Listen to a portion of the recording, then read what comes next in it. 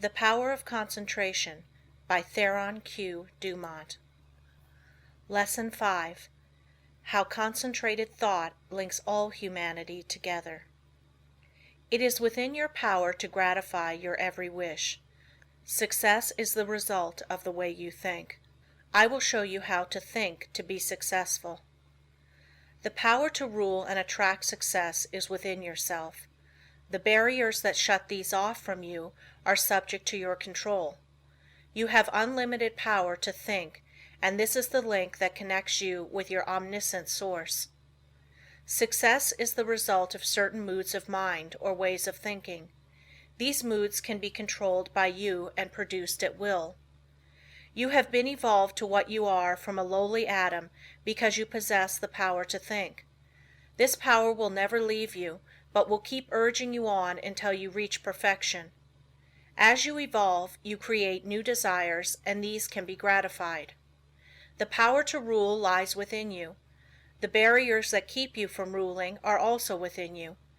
These are the barriers of ignorance.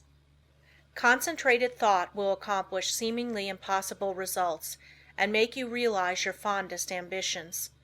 At the same time that you break down barriers of limitation, new ambitions will be awakened. You begin to experience conscious thought constructions.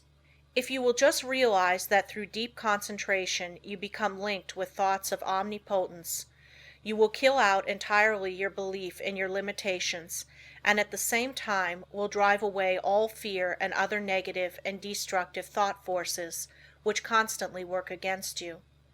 In the place of these you will build up a strong assurance that your every venture will be successful.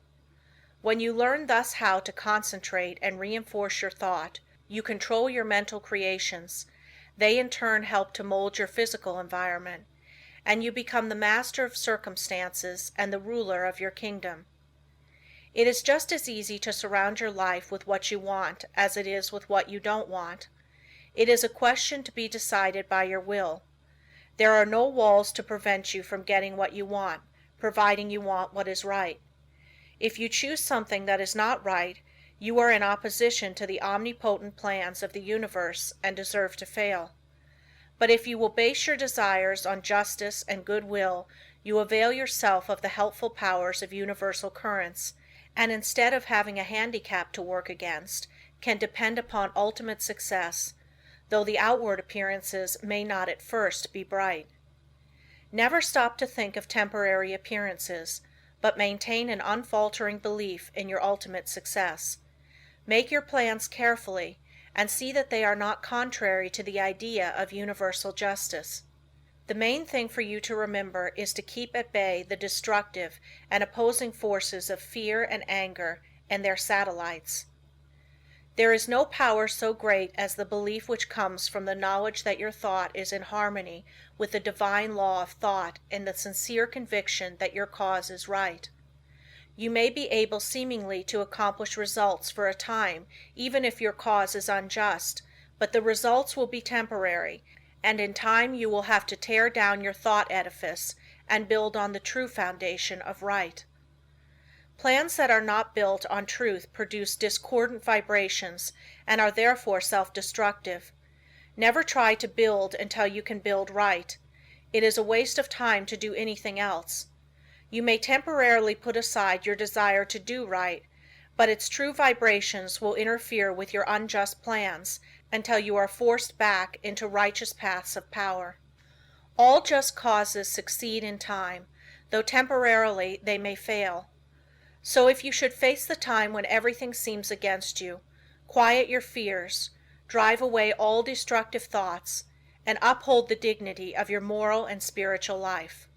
Where there is a will, there is a way. The reason this is so is that the will can make a way if given the chance to secure the assistance of aiding forces. The more it is developed, the higher the way to which it will lead. When everything looks gloomy and discouraging, then is the time to show what you are made of, by rejoicing that you can control your moods by making them as calm, serene, and bright as if prosperity were yours. Be faithful in sowing the thought seeds of success. and perfect trust that the sun will not cease to shine and bring a generous harvest in one season. It is not always necessary to think of the success of a venture when you are actually engaged in it, for when the body is inactive the mind is most free to catch new ideas that will further the opportunity you are seeking. When you are actually engaged in doing something, you are thinking in the channels you have previously constructed, and the work does not have to be done over again. When you are in a negative mood, the intuitions are more active, for you are not then controlling your thoughts by the will. Everything we do should have the approval of the intuition. When you are in a negative mood, you attract thoughts of similar nature through the law of affinity. That is why it is so important to form thoughts of a success nature to attract similar ones. If you have never made a study of this subject, you may think this is all foolishness, but it is a fact that there are thought currents that unerringly bring thoughts of a similar nature. Many persons who think of failure actually attract failure by their worries, their anxieties, their overactivity. These thoughts are bound to bring failure. When you once learn the laws of thought and think of nothing but good, truth, success, you will make more progress with less effort than you ever made before. There are forces that can aid the mind that are hardly dreamed of by the average person. When you learn to believe more in the value of thought and its laws, you will be led aright and your business gains will multiply. The following method may assist you in gaining better thought control. If you are unable to control your fears, just say to your faulty determination, "Do not falter or be afraid, for I am not really alone. I am surrounded by invisible forces that will assist me to remove the unfavorable appearances." Soon you will have more courage. The only difference between the fearless man and the fearful one is in his will, his hope. So if you lack success, believe in it, hope for it, claim it. You can use the same method to brace up your thoughts of desire, aspiration, imagination, expectation, ambition, understanding, trust, and assurance. If you get anxious, angry, discouraged, undecided, or worried, it is because you are not receiving the cooperation of the higher powers of your mind. By your will you can so organize the powers of the mind that your moods change only as you want them to, instead of as how circumstances affect you. I was recently asked if I advised concentrating on what you eat, or what you see while walking. My reply was that no matter what you may be doing, when in practice, think of nothing else but that act at that time. The idea is to be able to control your unimportant acts, otherwise you set up a habit that will be hard to overcome, because your faculties have not been in the habit of concentrating. Your faculties cannot be disorganized one minute and organized the next. If you allow the mind to wander while you are doing small things, it will be likely to get into mischief and make it hard to concentrate on the important act when it comes. The man that is able to concentrate is the happy, busy man. Time does not drag with him. He always has plenty to do. He does not have time to think over past mistakes, which would make him unhappy. If despite our discouragement and failures we claim our great heritage, life and truth and force, like an electric current, will permeate our lives until we enter into our birthright in eternity. The will does not act with clearness, decision, and promptness unless it is trained to do so. There are comparatively few that really know what they are doing every minute of the day. This is because they do not observe with sufficient orderliness and accuracy to know what they are doing. It is not difficult to know what you are doing all the time, if you will just practice concentration with a reposeful deliberation, and train yourself to think clearly, promptly, and decisive. If you allow yourself to worry or hurry in what you are doing, this will not be clearly photographed upon the sensitized plate of the subjective mind, and you therefore will not be really conscious of your actions. So practice accuracy and concentration of thought, and also absolute truthfulness, and you will soon be able to concentrate. Lesson 6. The Training of the Will to Do. The will to do is the greatest power in the world that is concerned with human accomplishment and no one can, in advance, determine its limits. The things that we do now would have been a few years ago impossibilities. Today the safe maxim is, all things are possible. The will to do is a force that is strictly practical, yet it is difficult to explain just what it is. It can be compared to electricity because we know it only through its cause and effects.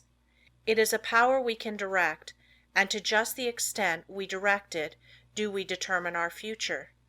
Every time you accomplish any definite act, consciously or unconsciously, you use the principle of the will. You can will to do anything whether it is right or wrong, and therefore the way you use your will makes a big difference in your life. Every person possesses some will to do. It is the inner energy which controls all conscious acts. What you will to do directs your life forces. All habits, good or bad, are the result of what you will to do. You improve or lower your condition in life by what you will to do. Your will has a connection with all avenues of knowledge, all activities, all accomplishment. You probably know of cases where people have shown wonderful strength under some excitement, similar to the following. The house of a farmer's wife caught on fire. No one was around to help her move anything. She was a frail woman and ordinarily was considered weak. On this occasion she removed things from the house that it later took 3 men to handle. It was the will to do that she used to accomplish her task. Genius is but a will to do little things with infinite pains. Little things well done open the door of opportunity for bigger things. The will accomplishes its greater results through activities that grow out of great concentration in acquiring the power of voluntary attention to such an extent that we can direct it where we will, and hold it steadily to its task until our aim is accomplished. When you learn so to use it, your willpower becomes a mighty force. Almost everything can be accomplished through its proper use. It is greater than physical force because it can be used to control not only physical but mental and moral forces. There are very few that possess perfectly developed and balanced willpower, but those who do easily crush out their weak qualities. Study yourself carefully. Find out your greatest weaknesses and then use your willpower to overcome it. In this way eradicate your faults one by one until you have built up a strong character and personality. Rules for improvement. A desire arises. Now think whether this would be good for you. If it is not, use your willpower to kill out the desire, but on the other hand, if it is a righteous desire, summon all your willpower to your aid, crush all obstacles that confront you, and secure possession of the coveted good. Slowness in making decisions. This is a weakness of willpower. You know you should do something, but you delay doing it through lack of decision. It is easier not to do a certain thing than to do it, but conscience says to do it. The vast majority of persons are failures because of the lack of deciding to do a thing when it should be done. Those that are successful have been quick to grasp opportunities by making a quick decision. This power of will can be used to bring culture, wealth, and health. Some special pointers. For the next week try to make quicker decisions in your little daily affairs. Set the hour you wish to get up and arise exactly at the fixed time. Anything that you should accomplish, do on or ahead of time. You want, of course, to give due deliberation to weighty matters, but by making quick decisions on little things, you will acquire the ability to make quick decisions in bigger things. Never procrastinate. Decide quickly one way or the other, even at the risk of deciding wrong. Practice this for a week or two and notice your improvement. The lack of initiative. This too keeps many men from succeeding. They have fallen into the way of imitating others in all that they do. Very often we hear the expression, "He seems clever enough, but he lacks initiative." Life for them is one continuous grind. Day after day they go through the same monotonous round of duties, while those that are getting along are using their initiative to get greater fullness of life. There is nothing so responsible for poverty as this lack of initiative. this power to think and do for ourselves. You are as good as anyone. You have willpower, and if you use it, you will get your share of the luxuries of life. So use it to claim your own. Don't depend on anyone else to help you. We have to fight our own battles. All the world loves a fighter, while the coward is despised by all. Every person's problems are different, so I can only say, analyze your opportunities and conditions and study your natural abilities. Form plans for improvement and then put them into operation. Now, as I have said before, don't just say, I'm going to do so and so, but carry your plan into execution. Don't make an indefinite plan, but a definite one, and then don't give up until your object has been accomplished. Put these suggestions into practice with true earnestness, and you will soon note astonishing results, and your whole life will be completely changed. An excellent motto for one of pure motives is, "Through my willpower I dare do what I want to." You will find this affirmation has a very strengthening effect. The spirit of perseverance. The spirit of stick-it-to-itiveness is one that wins. Many go just so far and then give up, whereas if they had persevered a little longer they would have won out. Many have much initiative, but instead of concentrating it into one channel, they diffuse it through several, thereby dissipating it to such an extent that its effect is lost. Develop more determination, which is only the will to do, and when you start out to do something, stick to it until you get results. Of course, before starting anything, you must look around and see what the finish leads to. You must select a road that will lead to somewhere, rather than nowhere. The journey must be productive of some kind of substantial results. The trouble with so many young men is that they launch enterprises without any end in sight. It is not so much the start as the finish of a journey that counts. Each little move should bring you nearer the goal which you planned to reach before the enterprise began. Lack of perseverance is nothing but the lack of the will to do.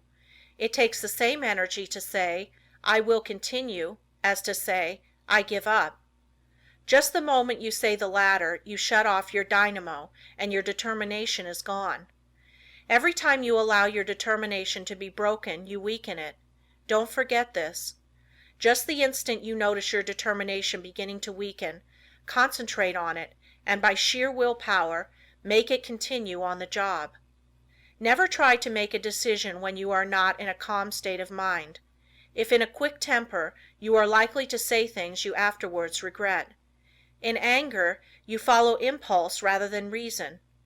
No one can expect to achieve success if he makes decisions when not in full control of his mental forces. Therefore, make it a fixed rule to make decisions only when at your best. If you have a quick temper, you can quickly gain control over it by simple rule of counting backwards. To count backwards requires concentration, and you thus quickly regain a calm state. In this way you can break the temper habit. It will do you a lot of good to think over what you said and thought the last time you were angry. Persevere until you see yourself as others see you. It would do no harm to write the scene out in story form, and then sit in judgment of the character that played your part.